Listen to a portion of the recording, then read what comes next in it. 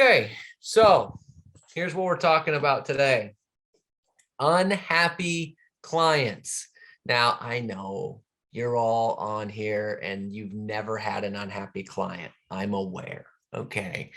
Because nobody here would have that situation. So this is for most of you. Cindy's looking at me like, who are you kidding? Cindy's like, I see the files. I get the calls. Oh, man. Look, it is what it is, you know, but I imagine we're probably better than most companies in terms of that kind of stuff. I hope. Anyways, look, it happens. We're always, hold on. It happens. It is what it is. What are you going to do? Sometimes, look, sometimes we deal with unhappy clients and realistically it's our fault. Okay. Sometimes we deal with unhappy clients and because they're just completely unrealistic. But we're the face of the transaction, so they're unhappy. Sometimes we're dealing with unhappy clients because someone else made them unhappy, the other agent, the other person in the transaction, title, escrow, whatever the case may be, but they're unhappy with us because, again, we are the face of the transaction. There's a wide variety of reasons why the person can be unhappy, okay? But sometimes they are. So we need to know how to deal with that. So that's what we're going to go over today. Now, before I get started, I want to start with this thought.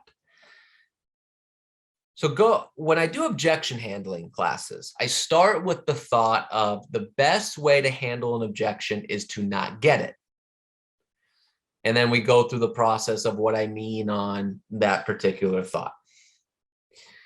Well, very similar here. The best way to handle an unhappy client is to not get one.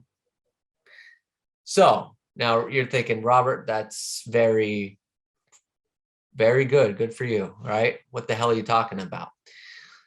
We're not going to go through most of that today. I want to focus on just what happens when you get one. But we do have a list of ideas and a list of thoughts and checklist and things along those lines that when you get a lead or you get a listing or you get a buyer into escrow, do these steps to make sure that you limit the chances of getting an unhappy client. Okay.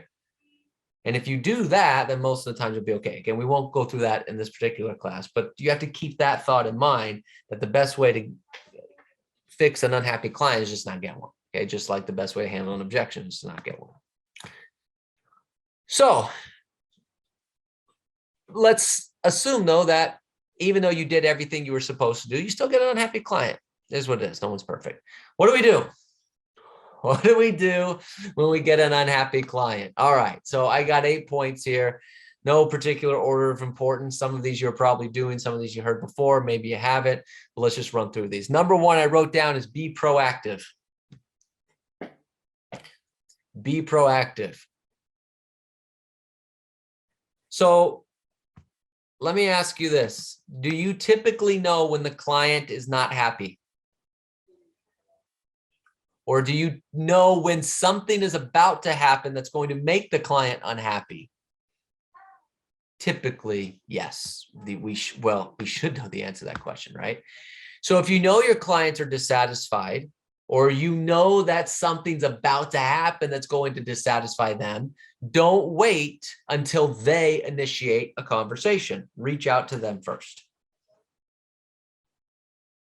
The sooner the client can air their grievances, the less their bad feelings will fester, and it will be apparent to them that you care about their satisfaction and aren't just being reactive. Let me read that again. The sooner the client can air their grievances, the less their bad feelings will fester, and it will be apparent to them that you care about their satisfaction and aren't just being reactive. See, part of the problem that clients have is when they know before you contact them. So let me phrase this another way. Client knows something's wrong or client's unhappy. At that very moment, the engine's running of bad feelings and irritation. Okay, it's running. And the longer the time goes that you contact them, it gets bigger and faster, right? The engine gets bigger and faster because it's just festering in them. So that by the time you call them, it just an explosion of irritation and anger at you. Where have you been? What is going on? What's the problem? How can we have to fix this, right? And now you're really against the ropes. Now you're really having to be reactive and protective. And it's like, okay, yeah, you're shielding yourself from all the stuff that they're firing at you. Whereas if you know there's an issue and the wheel starts turning, that engine starts turning, if you get on top of it right away and contact them before they contact you, you stop it before it gets too big and out of control. Then it just becomes a little frustration, a little bit of venting. And now everything's cool, everything's fine. Can't let it go for too long. This is where we call being proactive. Okay, you know they're irritated with something, get back to them, fix the problem, solve the problem. Okay, if you know that again there's something going to be wrong. If you know, hold on, let me back up. Does the client think that the appraisal's going to be done like immediately? Typically appraisal is going to be done. Client doesn't think it's going to be done 3 days from now, right? They think it's going to be done a day. So they're waiting for you to call on the appraisal. Appraisal comes in short. You don't call them until the next day. Or appraisal comes in short. They call you and go, did you get the report? Oh yeah, we got it yesterday. Yesterday? What the hell? Well, it came in short. And it came in short. So first of all, the appraisal came in and you didn't contact me until the next day after I called you, and it's short. Like, what the hell are you doing? You know there's a problem. Get it off now. Okay. Appraisal comes in short, escrow issue, loan issue for the buyer, whatever the case may be. You have to be proactive. I'm spending time on this one because it's probably the most important one. Okay. Be proactive, not reactive. All right. Number 2, I wrote down, listen more than you speak. Seemed pretty simple. Simply listening to your clients can go a long way towards soothing negative feelings. Many clients just want to have their complaints acknowledged, even if they know there's nothing you can do about them. Do some people just want to vent?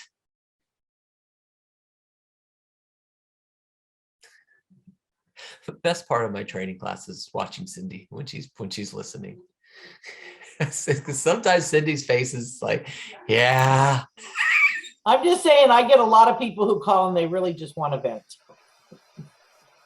Cindy's got the best reactions. A lot of people want to vent. Yeah, some people just want to vent. So when you're dealing with an unhappy client, the best thing you can do in a lot of cases is let them do that. Don't get into fight mode. See, the one thing you can't do with an unhappy client is get into fight mode, because then you're just stirring the pot even more. Simply just listening to them and letting them vent their frustration and letting them get it out will probably help you solve the problem, because they just want to be heard. Right? They just want to be heard. It's like when you see someone, or you go to a restaurant and the service is taking a long time and you go to complain to the manager. They're not going to do anything. It's not like they can fix the problem. The problem's already happened. The service is bad. But you just want to be heard. You want to let them know that I want you to know that I'm not happy. Okay? And then the manager goes, oh, you know what? I'm so sorry. Tell you what, we're going to put one of the meals on the house. And you're just like, okay, great. You just wanted to be heard. They couldn't solve the problem because the service is already over. You just want to be heard. That's a lot of people.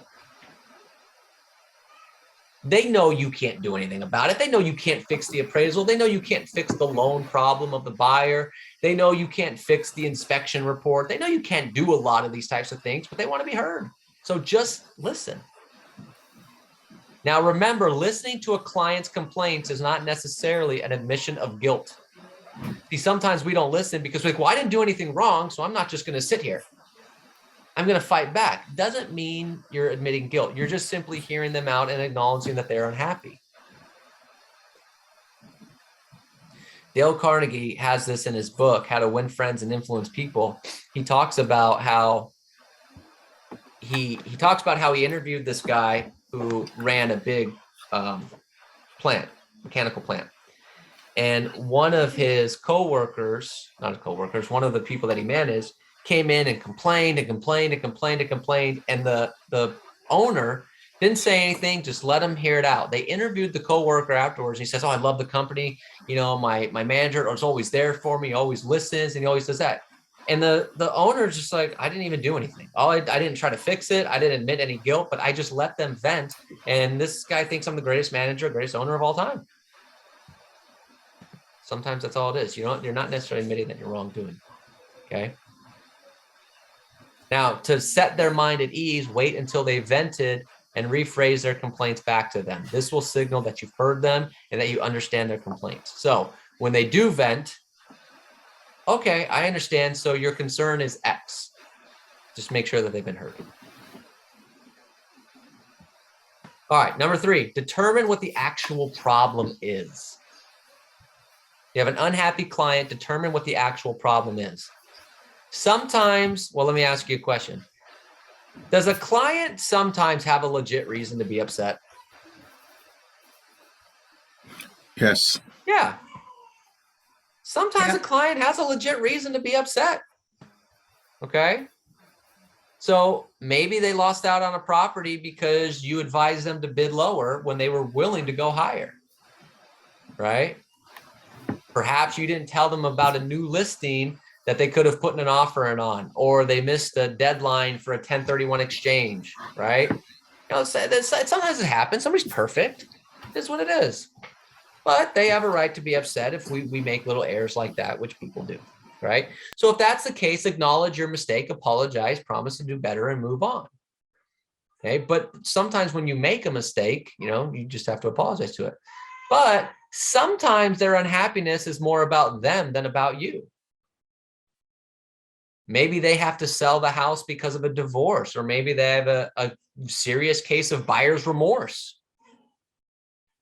And so they're unhappy about their situation, about their decision, and really they're taking it out on you, but it's really not on you, right? So you take buyer's remorse, for example. It's a real thing. And usually it's a function of just having closed what was probably the largest financial transaction of their life. And some of them view it as like, oh my gosh, I can't believe I just spent this much money. I overpaid for the property. Now we're house poor. Now what are we going to do now? Right? So when you have a situation like that, the key is listening. If the client expresses regret about their new home location or layout or their ability to make the mortgage payment, property taxes that they've just committed to, present potential solutions such as a remodel or a refinance, right? But if they're having a spell of anxiety over becoming a homeowner, you can probably just listen, reassure that they've made a solid, informed choice, and wait for the storm to pass. So just determining what the actual problem is can help you overcome why they're upset to begin with. I've had a lot of calls recently about buyer's remorse, a lot of calls. They spent, people in the last couple of years, spend $15,000, $20,000, $50,000, $60,000 above the list price. And they think, oh my gosh, I'm never going to be able to make this up. What did I do? And then we have to show them that, well, this is what's going on. This is what's happening. You're still gaining equity. If you're in this for the long run, you're fine. But that's a real thing right now. But why? Why are they upset? Is it really because of a financial thing? Is it really because they feel like they rushed into buying this house? Or is it just anxiety? And they just want someone to calm them down. It's going to be fine. You're going to be all right. Okay. Figure out what the real problem is. Cindy's going to love number 4. Take their complaints upstairs.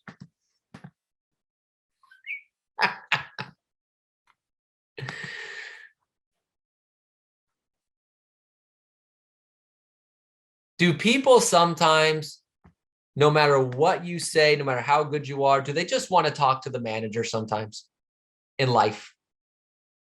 Yeah. Doesn't matter. You could be the greatest customer service rep in the world. Okay. But they're calling to complain about the product and they want to get a manager on the phone. Even though you're the greatest in the world, sometimes they want the manager. It's the same thing in our business. A client can be very unhappy. They're very frustrated with the situation. You could be the greatest person in the world at calming them down, the greatest problem solver, but they want to hear from a manager, or in our business would be the broker. So if you run into a situation like that, get Cindy involved. Or at least let them know, look, I brought the case to my broker. She's reviewing it. Okay, if it doesn't require an actual phone call. But sometimes that's what people want. They want to know that it's being escalated. To, again, remember, sometimes it's just that they want to feel like they're being heard, that they're important, and that you're not just brushing them aside. Now, what we did years ago, and I hate saying this, but I think it's kind of funny. I don't recommend anybody do this. Okay. But what we used to do years ago is, if we had a complaint, we would say, okay, well, you know what I can do is get you in touch with my regional manager. And they'd be like, okay, great. And we would just send them to one of the other salespeople in the office who would say that they were the regional manager of the office. Yeah, and the regional manager, what's the problem? And the client would complain about the salesperson, whatever the case would be. And they go, oh, you know what? Okay, we'll make sure to do it right by you. How can we make it better, and this and that? And then it would be done. I don't recommend anybody do that, but I'm just driving home the point that sometimes it doesn't even matter. It's not that they're trying to really accomplish something, that they just want to be heard, that it got brought up to a higher person. Oh God, we were stupid. What were we doing? All right, number 5, find out what they really want. Most unhappy clients have already decided what they want, so just ask them. Most unhappy clients have already decided what they want, so just ask them. Simply asking them what they would do if they were in your position can often clarify what the stakes are and what exactly they want from you. Okay, Mr. and Mrs. Seller, Mr. and Mrs. Buyer, what can make you happy? What would you do if you were in my position? Right? Put it on them. What would you do if you were in my position? Not in a mean way. I'm trying to figure out what they would do. Because sometimes what happens is we give up too much when a little would have been okay.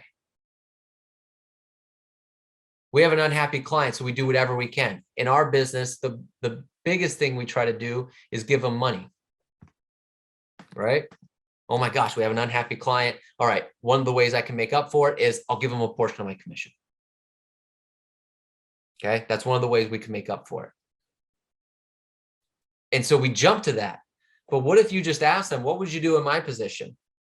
What if they say something that's not money included?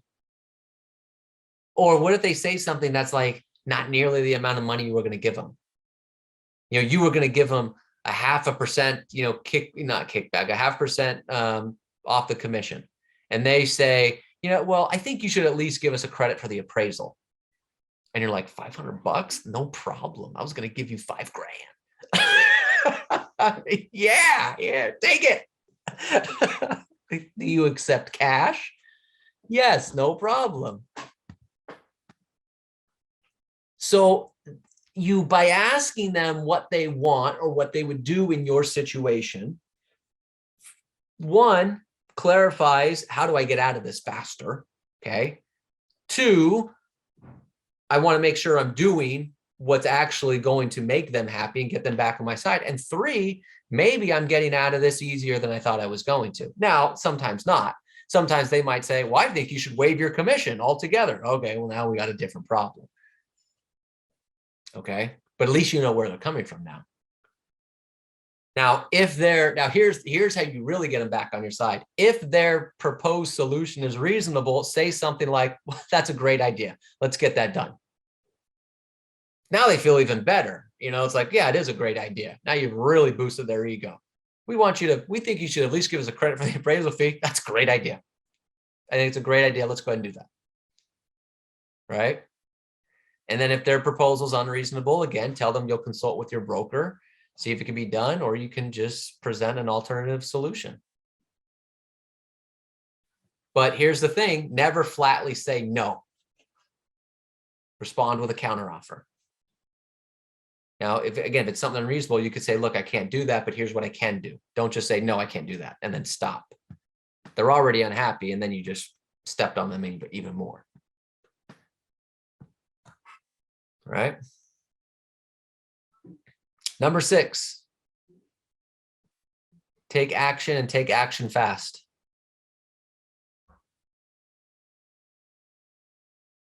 So now that you know what the unhappy client wants, figure out how to give them what they want in a reasonable way. If it's a good, reasonable use of your time and energy, it can make a considerable difference granting their wish very quickly. So I'll give you an example. Most first-time buyers find their agents through word-of-mouth referrals, and giving your unhappy client the red carpet treatment ensures they'll tell everyone they know about the great real estate agent who went above and beyond to make them happy. See, in life, everybody likes the comeback story. So meaning that, here's what I mean. The person who's good all the time doesn't get a party thrown for them. Nobody throws a party for the, hey, thanks for being a great dad for 50 years. What they do is they throw a party for the person who went to rehab, got out, and got their life back together. They like the comeback, the underdog. That's what people talk about. That's more what people celebrate. So you have an opportunity, if things are going bad, to turn it around and turn this person into a raving fan who then tells everyone about, yeah, things were rough, but man, look what Robert did. He ended up doing this for us, and we ended up better than we could ever thought. Are you telling us to screw up? No, I'm not. But what I'm telling you is that there's an opportunity if things screw up.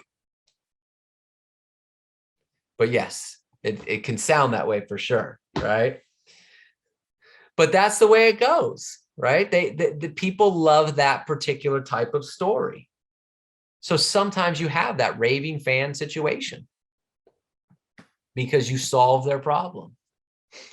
But you have to remember too, it goes back to, we had Brady Sandall on here a couple weeks ago, or maybe, I don't know, a couple weeks ago, maybe a couple months ago. One of the things he said to Valerie's point and what we're talking about here is that one of the ways that we lose customer service and lose potential referrals is that we sell the home so fast that we're in and out and they don't even remember us. And he actually used me as an example. And he was like, what was the guy's? It was Robert. It was Richard. No, it was Tom. You know what? He looked like your cousin. And yeah, so it was your cousin is Eric. Because we go in, we take the listing, we get it sold, and then we're done. Like we don't do enough customer service on that. So even though you did a great job, you sold it really quickly, got them a price, you sold it so fast and are not providing any sort of customer service that they do forget us. As opposed to the person who's maybe took a little bit longer because it wasn't going so well and then reversed it. At least it's a more memorable story. So you either A, have to have no problems, get it sold quickly and for top dollar, but provide amazing customer service and constantly be in touch with them so they appreciate all that you do, or you do need to make it a comeback story. Because sometimes we just get things done so quickly and we're bing, bang, out, we're done. We're not memorable. All right, I wrote down here number 7, Google yourself. Now, this can be quite scary. It can also be quite fun because you find people that have the same name as you. Who the hell is this guy? Case in point. Now, I already knew this because when I was in high school, I was a football player, and I was going to a UCLA recruiting event, and they was like, oh, Robert Hertel, and they're like, are you related to the USC quarterback? And I'm like, I have no idea. I don't think my dad ever played football at USC. His name is also Robert Hertel, but I learned there was a Robert Hertel that played quarterback at University of Southern California. Who knew? So when you Google Robert Hertel, that's probably more likely going to come up than me because I'm not that important, right? But Google yourself. You might find some interesting things. But one of the things that you might find are negative reviews. And negative reviews can be hugely damaging to your reputation once posted. And in some cases can be extremely difficult to get rid of. So if you find a negative review or a disparaging post, something along those lines, respond in a calm, amiable tone, address and acknowledge their complaints, and invite them to engage with you privately to find a solution.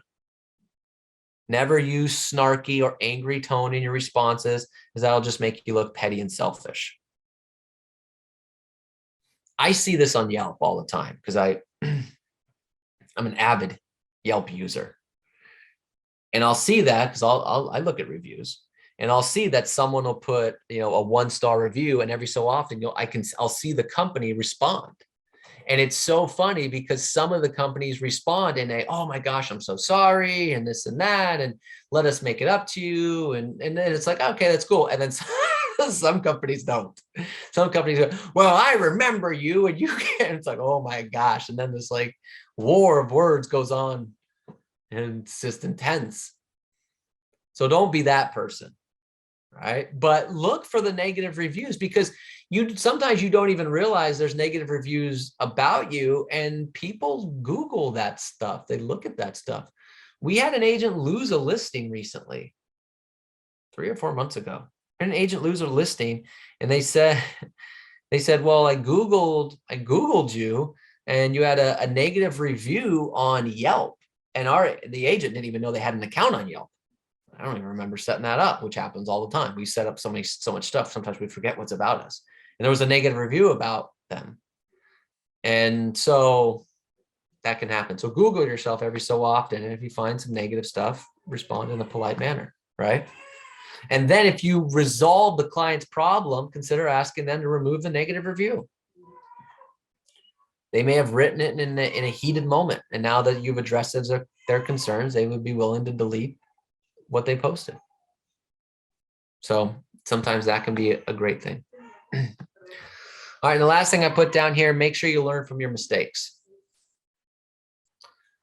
Once you've put the situation behind you, review each step of the interaction to figure out where things went wrong. And here's the thing. If you made a mistake, that's okay. That's life. You're a human being. Everyone slips up sometimes. But just take the steps to tighten your process so it doesn't happen again, or limit it from happening again. Because sometimes, again, we're just human beings. Okay. If the fault lies with the client, try to understand where the sale diverged from their expectations and figure out how to guide your clients through a sale better, so they don't experience anxiety and remorse at the end. So I'll give you an example of that. We're dealing with buyers. One of the biggest complaints we get with buyers is when they're going through the escrow process or the inspection process. It was that, well, no one explained this to me. So if that happens to you going forward, say, all right, well, I'll tell you what, before we write up an offer, I'm going to explain the entire sales process to them. No one explained to me once we got into escrow, I had these contingencies, or I had to have this done at this pace, and I had to give them the appraisal money right away. Like, that's part of the complaint. So if that happens to you, say, okay, next time, let me go through my qualification process, my consultation process differently. Okay. A seller says, well, I'm complaining because, I thought the home was going to be sold in 7 days. It was sold in 14. Now I know it's still crazy, but people can get. So, okay, well, let me set the right expectation going forward that, yes, I know, you're seeing homes sell like this. Doesn't necessarily mean that it's sold for a better price or better terms. So figure out where the client lost their expectation, lost their interest, and say, okay, well, then how can I going forward guide my clients through this better? Because if they had an issue with it, chances are another client's going to have the same issue with it. So don't ever assume that each client that has a problem is just, well, that's just a one-off situation, unless it's a real one-off situation, like something really crazy, like a client gets mad because you got them too much money. It's like, okay, I don't really know how to fix that one. I say that because this was years ago. It's a true story. Years ago, we had an agent. So you're going to laugh at this. You're going to think I'm making this up, but it's true. We had an agent, so seriously, get mad at us. Myself, Neil, Cindy, right? Get mad at us because they went to pay their taxes and they had made more money than they ever made, and they were upset about the amount of taxes they had to pay. And so they got mad at Cindy, myself, and Neil for pushing them to make more money because of now how much taxes they had to pay. You weren't supposed to tell nobody, Robert.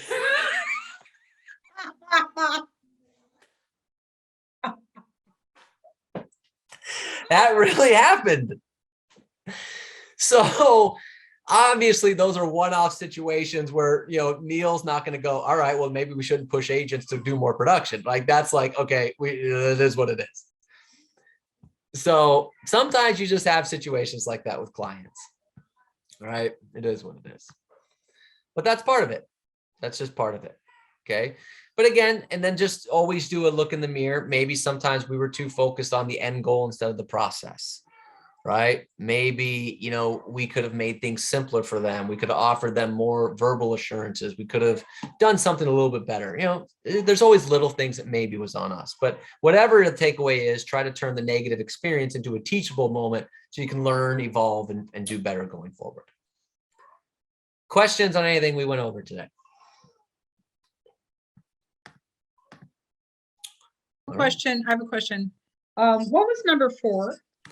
Number 4 was take the complaint upstairs. So if they have a complaint, sometimes the best thing you can do is take it to Cindy. And either a situation where Cindy's actually contacting the client, or sometimes it can be just as simple as letting them know that you are taking it to Cindy, so they at least feel that their complaint is being taken to the broker. Yeah, nobody really likes to talk to her after that. That's not. Yeah. Okay. There you go. There you go.